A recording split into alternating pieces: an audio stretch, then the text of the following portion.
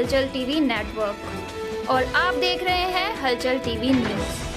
हर हलचल पर नजर, हर हलचल की खबर। નમસ્કાર દર્શક મિત્રો, હલચલ ટીવી ન્યૂઝમાં આપનું હાર્દિક સ્વાગત છે।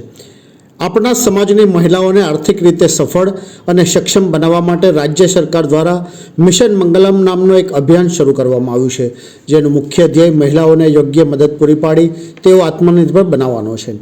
કોઈપણ સમાજના યોગ્ય સામાજિક ઘડતર માટે નારી શિક્ષણ અને નારી સશક્તિકરણ ખૂબ જ જરૂરી છે।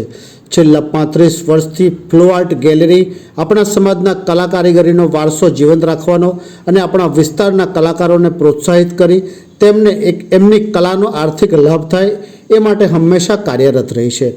આ સ્ત્રી સશક્તિકરણના અભિગમને થોડો વધુ પ્રતિસાદ મળે તે માટે ફ્લો આર્ટ ગેલેરી અને ઇક્વિટા સ્મોલ ફાઇનાન્સ બેંક, જેનો મુખ્ય ધ્યેય નાની નાની આર્થિક સવલતો પૂરી પાડી ઉદ્યોગ સાહસિકોને અને જરૂરતમંદોને પ્રોત્સાહિત કરવાનો છે, સંયુક્ત ઉપક્રમે એક વેચાણ પ્રદર્શનનું આયોજન કરવામાં આવ્યું છે।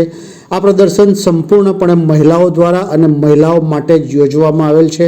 મહિલા ઉદ્યોગ સાહસિકો તેમની કલાકૃતિઓ, ડિઝાઇનર ડ્રેસીસ, સાડીઓ અને અન્ય એસેસરીઝમાં ડિઝાઇનર જ્વેલરી, કોસ્મેટિક, ઓર્ગેનિક ખાદ્ય વસ્તુઓ અને અન્ય ચીજ વસ્તુઓનું પ્રદર્શન કરનાર છે। આ પ્રદર્શનમાં ભાગ લેનાર ફક્ત આણંદ જિલ્લામાંથી જ નહીં પરંતુ અમદાવાદ, વડોદરા, રાજકોટ, અમરેલી, સુરત અને અન્ય સ્થળોએથી પણ આવનાર છે।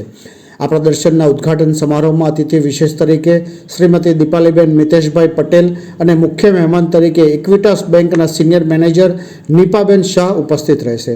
આ પ્રદર્શન તારીખ 19મી જાન્યુઆરીથી 24મી જાન્યુઆરી સુધી સવારે 10 વાગ્યાથી સાંજના 7 વાગ્યા સુધી ખુલ્લું રહેશે।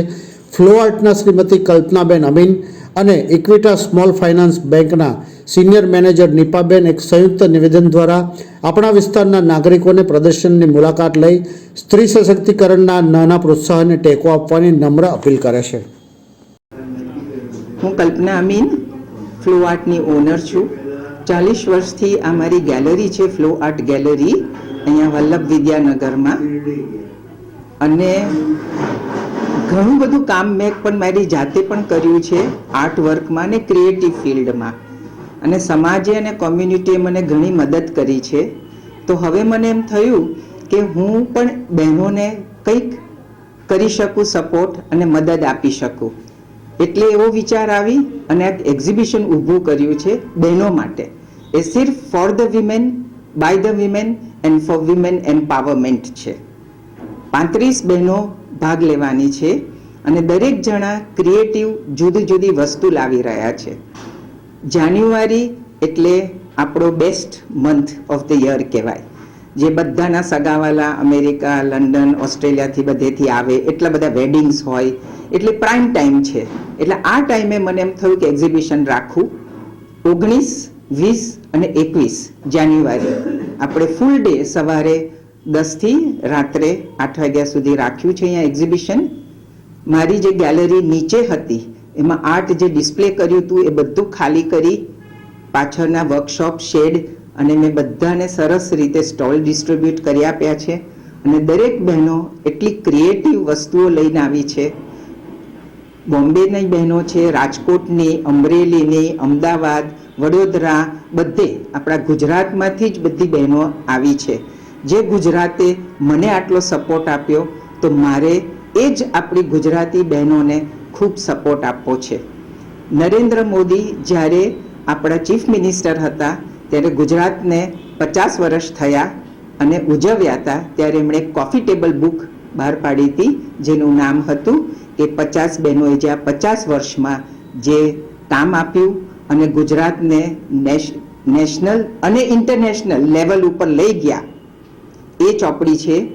તો એમાં મારું પણ એક આર્ટિકલ છે 4 પેજનો, એનો મને ઘણો ગૌરવ છે કે આ મેપ ઉપર મારું પણ નામ આવે છે અને દુનિયામાં મેં કંઈક એવું કર્યું કે આપણું વિદ્યાનગરનું નામ આગળ રોશન થાય।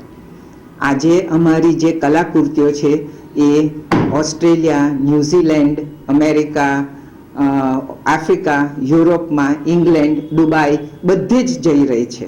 તો મને એટ ધ સેમ ટાઈમ એવું ફીલ થાય કે આપણી આ જે બધી બહેનો કામ કરે એને હું પ્લેટફોર્મ આપું, એક એમનું ક્રિએટિવ વર્ક છે એ દુનિયાભર લઈ જાય, નેશનલ લેવલમાં અને ઇન્ટરનેશનલ લેવલમાં લઈ જાય, તો મને પણ એક સંતોષ થશે કે મેં કશુંક આ વિદ્યાનગર આણંદ અને ગુજરાતમાં મેં પાછું આપ્યું.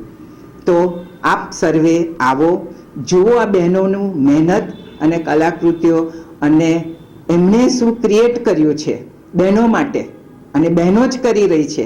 એક બહેન બીજી બહેનને મદદ કરશે તો આપણે બધા જ આગળ આવીશું. તો પ્લીઝ મારી એક રિક્વેસ્ટ છે, બધા એકવાર પણ જોવા આવજો.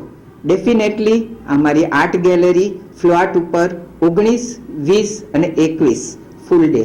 Thank you so much. ये है हलचल टीवी नेटवर्क और आप देख रहे हैं हलचल टीवी न्यूज़। हर हलचल पर नज़र, हर हलचल की खबर।